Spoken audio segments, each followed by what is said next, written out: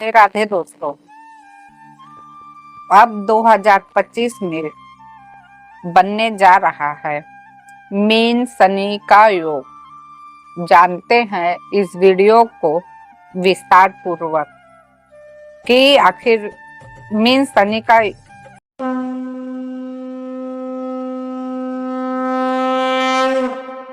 जो योग बन रहा है वह और क्या संकेत दे रहा है 2025 के लिए।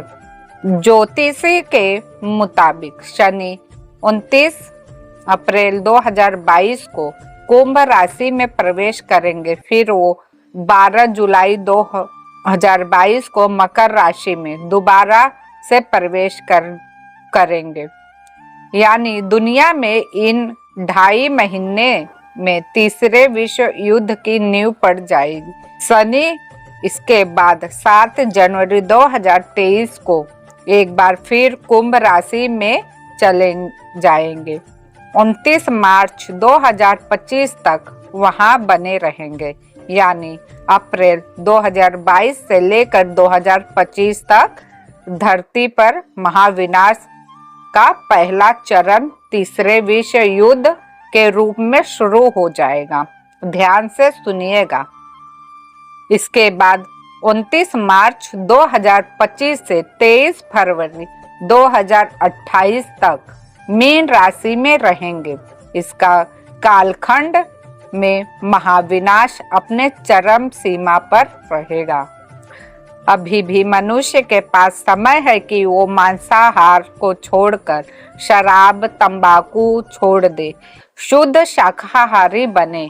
इसके साथ झूठ बोलना, बुराई करना, बेईमानी करना, किसी को सताना, जीव जंतुओं की हत्या छोड़ दे और सनातन धर्म को मूल तत्व समझकर सत्य, अहिंसा, प्रेम, दया, क्षमा, दान, जप, तप, यम, नियम का पालन करते हुए जय श्री माधव, कल्कि राम या फिर जय श्री कृष्ण जपते रहें।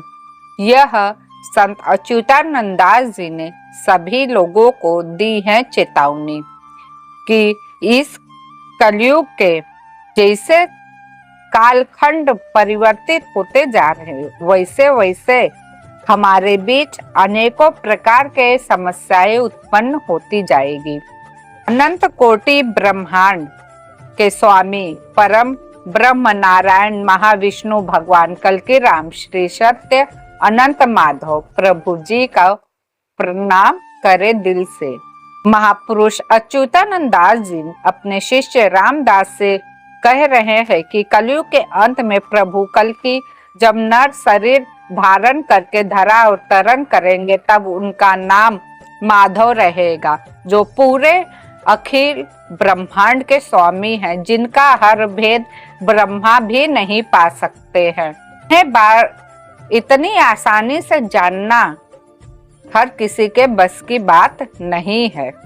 इसलिए अगर प्रभु जी को सच में जानना ही चाहते हैं तो भक्ति करना आरंभ कीजिए, क्योंकि यही समय है।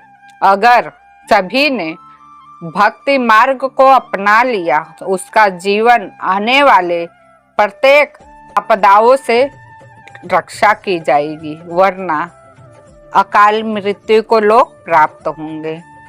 यह लिखा गया है मीन और शनि के योग के विषय में।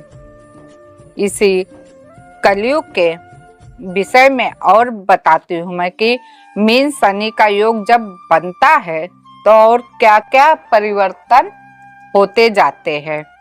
मीन शनि योग एक ऐसा समय दर्शाता है जब यह योग लोगों को आध्यात्मिक मार्ग की ओर खींचेगा, धर्म साधना और आत्मा के उद्देश्य पर गहन विचार शुरू होगा। इस समय पृथ्वी पर कई प्राकृतिक आपदाएं जैसे भूकंप, बाढ़ और समुद्र से जुड़े संकट बढ़ते जा रहे हैं और आने वाले समय में बढ़ सकते हैं। उन्होंने इस समय को राजनैतिक उथल-पुथल की, सामाजिक संरचनाओं के परिवर्तन का संकेत दिया है। जो राजा शासनकर्ता अहंकारी और अधर्मी होंगे उनका पतन होगा। शनि के प्रभाव से यह समय ऐसा होगा कि हर व्यक्ति को उसके कर्मों का फल मिलेगा। अच्छे कर्म करने वाले लोग उन्नति करेंगे, जबकि गलत कर्म करने वाले लोग संघर्ष का सामना करेंगे। उन्होंने इस अवधि को धर्म और अधर्म के बीच के संघर्ष के रूप में लिखा है। सत्य और धर्म की विजय भी होगी। इस योग से विश्व आर्थिक प्रणाली में अस्थिरता बढ़ सकती है। व्यापार और वित्तीय क्षेत्र में उथल-पुथल हो सकती है। मैं चुनौतियों भरा होगा, लेकिन विज्ञान और तकनीक के क्षेत्र में कुछ क्रांतिकारी प्रगति भी हो सकती है। लोग अपने कार्य और जीवन शैली का गहराई से विश्लेषण करेंगे। संत अच्युतानंद दास ने इस योग को चुनौतीपूर्ण बताते हुए इसके सकारात्मक परिणामों पर भी ध्यान देने को कहा है। उन्होंने बताया है कि सत्कर्म और आध्यात्मिकता साधना से इस समय को आसानी से पार किया जा सकता है। दान, सेवा और प्रार्थना से इस अवधि में बहुत महत्वपूर्ण होगी। स्वार्थ और अधर्म से बचने की सलाह भी दी गई है। मीन शनि योग को लेकर संत अच्युतानंद दास की भविष्यवाणी मानवीय जीवन की चेतना के एक नए युग की ओर इशारा करती है। यह समय चुनौतियों भरा होगा, लेकिन आत्मनिरीक्षण और सुधार का एक अद्भुत अवसर भी प्रदान करेगा। उसके अनुसार यह योग मानवता को अपने कर्म और जीवन के उद्देश्य पर ध्यान केंद्रित करने का अवसर देगा। तो दोस्तों, ये था मीन और शनि का योग, जो हम सभी के बीच में फिर से आने वाला है 2025 में।